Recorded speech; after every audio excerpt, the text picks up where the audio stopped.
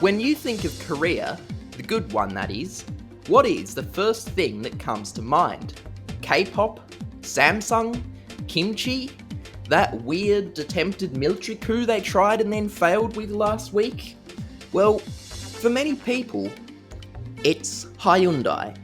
They're a titan of the global car industry with an enormous market share and an improving reputation. But there haven't always been a brand that normal people with brains would actually consider buying. For that you get, well, it's like a car really, only not quite as good. Go back 20 years and Hyundais were horrible cars in every single way. Hyundais were known for being cheap cars that had nothing in the way of reliability, comfort, performance, styling, safety, or practicality. But they wanted to get a piece of the lucrative European car market, which meant they needed to step up their game, and to show off their engineering skills, they decided to try their hand at the World Rally Championship with a second generation Hyundai accident. This is part 1 of the series of how Hyundai started out with a failed World Rally car program and turned it around into a championship winner.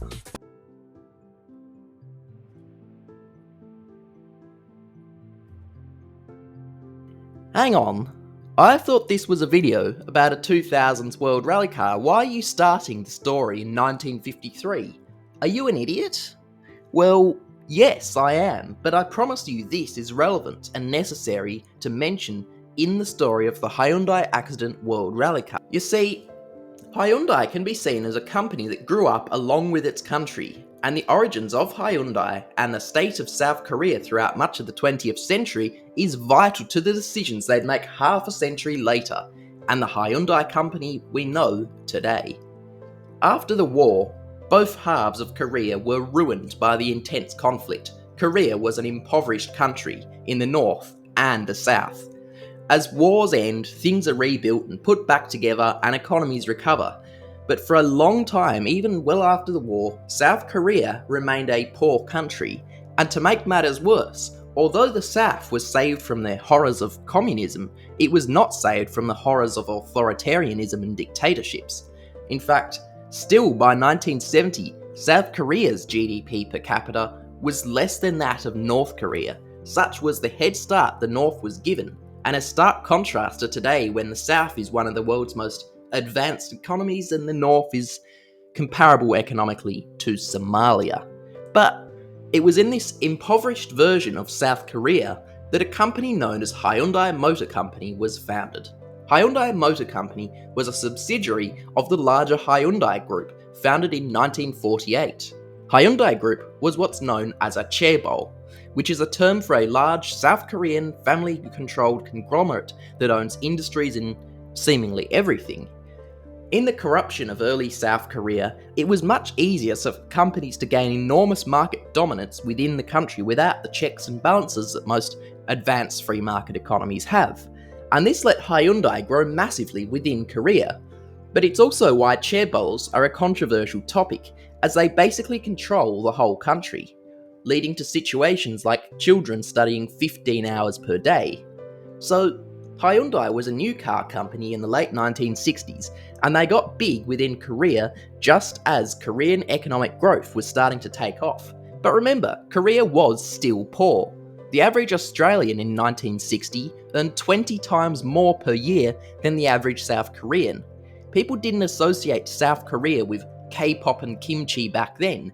They associated it with images like this. So it's no surprise that the cars coming out of South Korea were made cheaply. Rather than going through the costs of actually designing a new car from scratch, Hyundai decided it would be easier to build Ford Cortinas under license instead. They would eventually design their own car in the 70s, and by design I mean they bought the platform and engines from Mitsubishi, stuck some bits from a Ford Cortina on it, and then got the former manager and director of Morris to oversee it, and then outsourced the external design work to an Italian company by the name of Ital Design, with their famous designer Giorgetto Giugiaro designing the car, which meant that they didn't really design any part of it whatsoever. But the The result was certainly not the worst car in the world. They'd worked out the best way to save money when designing a car is to simply not design it, which is why it was actually a good looking car. The Hyundai Pony was the first car to see Hyundai branding, but really it was just a Mitsubishi Lancer with an Italian styled body on top and significantly worse reliability. But Hyundai was a company that grew up with its country, and as Korea began to grow out of poverty and into development as the military junta was replaced with the democratic government, Hyundai had also finally grown big enough to design a car of their own without having Mitsubishi taking their bite out of the profit margin of each car they produced. The company had grown, and now it was finally time to see the first ever true Hyundai. Prepare yourself for the amazing Hyundai accident.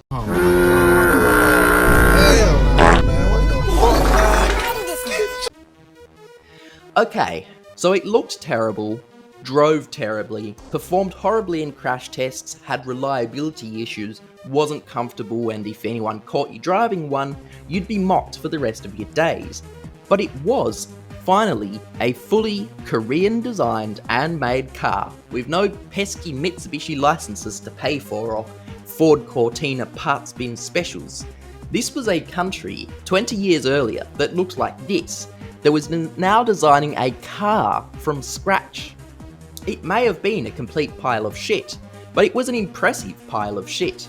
Just remember, when this thing came out, when you said South Korea, many people still had images like this come to mind, and yet the country that looks like this had now just managed to make a car on their own. In 1999, they updated the Hyundai accident, with the lead designer given the strict instruction to make sure it was even more ugly than the previous car, and the designers did an amazing job at achieving this goal. Hyundai at this time was a complete joke. Nobody in their right mind would buy one. They needed to fix their reputation and make the brand a little bit cooler. Over in Europe, a car company from another formerly poor, now rapidly modernising country, Skoda, had entered their Octavia in the World Rally Championship, and although it wasn't successful, it was absolutely loved by viewers of the World Rally Championship. In fact, it's so loved that it is the video I made on the Octavia that's the most watched video on this channel. When Dirtfish ran a poll for favourite World Rally car of all time, the Octavia World Rally car won by a huge margin. In fact, I personally loved this car so much that when I discovered that Dirtfish accidentally made it so you could vote as many times as you want, I voted for the Octavia over 100 times, which probably contributed to it winning, along with a certain Facebook group also discovering the same thing at the same time. With the love the fans had for the Skoda in mind, and the need to improve the brand's reputation and recognition, since many people in Europe had never even heard of Hyundai at this time, they made the call. It was time to go rallying. Development on the Hyundai Accident World Rally car began in 1999, with the car's debut season being 2000. Hyundai tasked the British company Motorsport Developments with the engineering of the car.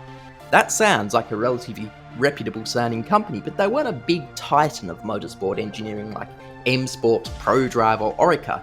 They were much smaller and didn't have the biggest resume in terms of cars they'd worked on. Still, they were reasonably competent.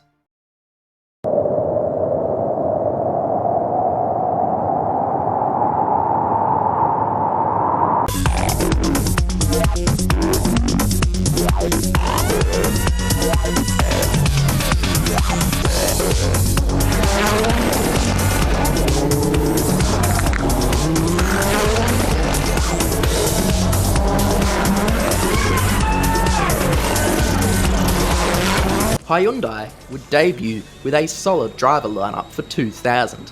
Car 14 would be driven by Kenneth Eriksson, a driver who'd won 6 World Rallies and placed third on the 1995 World Drivers' Championship, only behind the generational legends Carlos Sainz and Colin McRae. He also won the Asia Pacific Rally Championship 3 times, and in 1986, Kenneth Eriksson managed to finish in the points twice in his Group A Golf GTI Mark II against the most powerful Group B cars on his way to winning the Group A class World Rally Championship that year.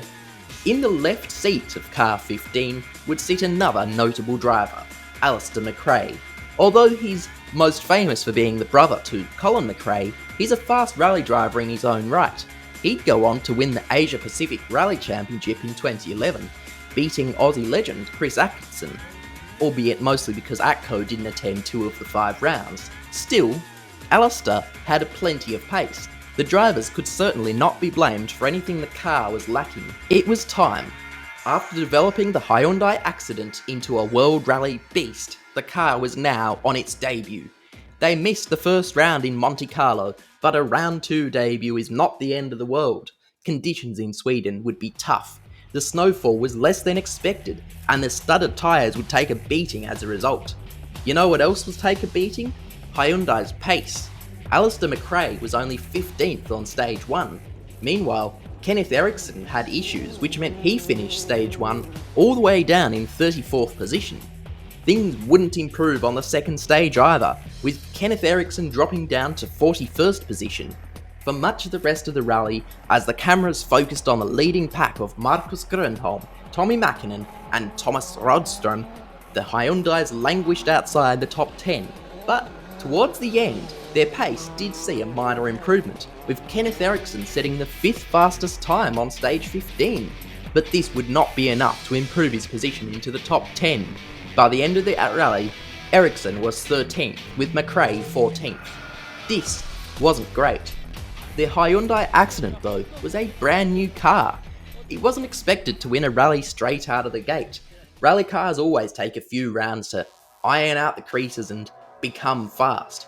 Things would improve for Hyundai though. The team would soon score its first points in the Rally of Argentina, but the most notable rally of the year for the Hyundai accident came in the land down under.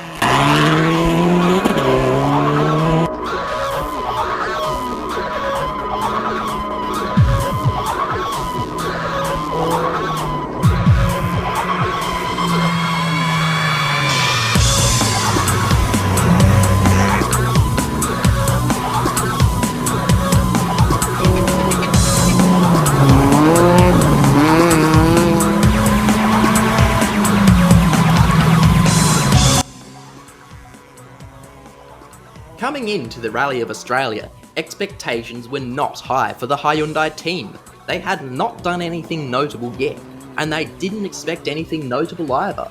The car was still effectively in a development season. Stage 1, the super special stage in Perth CBD, led to predictable performance for the Hyundai accidents. Alistair McRae would go 13th fastest, while Kenneth Eriksson would set the 14th fastest time. The good news was that the super special stages are short, and a low ranking time will not lose significant overall time in the rally, which was good news for the following forest stages as the rally proper would get underway. Stage 2 is where things would change for Hyundai. Kenneth Eriksson would set the 2nd fastest stage time, an amazing performance that would see his overall ranking skyrocket up to 3rd place. Suddenly, Hyundai were in the podium places. Alistair McRae, meanwhile, had some issues on stage 2, which meant he only set the 27th fastest time. But on stage 3, he too was setting lightning fast times. He'd go 3rd fastest on stage 3, beating his brother driving the formidable Ford Focus World Rally car. This would see Alistair McRae climb 10 places from 27th overall to 17th place. Meanwhile, Kenneth Eriksson failed to keep up the pace he had on stage 2, setting only the 12th fastest time on stage 3 and dropping all the way down to 7th. As a result, outside the points paying positions. But the Rally of Australia is a long rally, and Hyundai were ready to fight back. They were beginning to show some of the fighting spirits that they would become famous for in the modern World Rally Championship. Alistair McRae would continue to fight his way up the timing sheets over the next few stages. Meanwhile, Kenneth Eriksson would again set an impressive 2nd fastest time on the 5th stage of the rally, climbing back up to 6th place, and back in the points once more. But this high was short-lived. Lackluster pace on the next couple of stages would see the leading Hyundai accident drop back to 8th position, and once again, out of the points. But on stage 9, something miraculous would happen. As Kenneth Eriksson threw his bargain basement budget banger of a Hyundai through the stage at breakneck speeds, he was really getting into the swing of things. He was at one with the car. He was flying out there, and he would set the fastest stage time of all on the 9th stage down under. A stage win, a real miracle for Hyundai. But once again, this was a short-lived high, as Eriksson was handed a 40-second time penalty. This meant that Eriksson was dropped to 10th place. By the end of day 1, the Hyundais were in 10th and 11th. But Kenneth wasn't going to give up. He was determined to let the swings and roundabouts continue, and on the first stage of the second leg, he would set the 4th fastest time. The following stages continued the trend of impressive pace for the Swede, and by stage 14, the Hyundai pairing were improving their spots. Kenneth Eriksson was up to 7th place, and Alistair McRae was in 9th. Only a few things needed to change and they'd be getting a double points finish. But on stage 15, disaster struck. Alistair McRae touched the bank on the inside of a corner. This broke the suspension of his Hyundai accident, and his rally was over. The good news for Hyundai, though, was that the leading car was still in the rally, and still going strong. On the stage that Alistair McRae retired, Kenneth Eriksson would set the 4th fastest time. This would see him move into 6th place. Hyundai were once again back in the points paying positions, and Kenneth wasn't done yet. On stage 16, he would once again win the stage, elevating in position to 5th overall. This would be where he'd stay until the end of the rally, but things were not as they seemed. Tommi Mäkinen managed to finish 3rd place in his Mitsubishi, but the scrutineers found that his car's turbo was not compliant with the technical regulations. Mäkinen was subsequently disqualified. This gave Kenneth Eriksson 4th place, Hyundai's best finish yet. So far, it seemed like a really strong first season for Hyundai. They didn't compete in all the rounds, but they did actually manage to beat the Octavia. It seems like the Hyundai accident, the car wasn't improved, with Hyundai now finishing dead last in the manufacturer's standings. The same story would again happen in 2002, with a Korean brand again seeing poor performance. The poor performance wouldn't stop during 2003 either.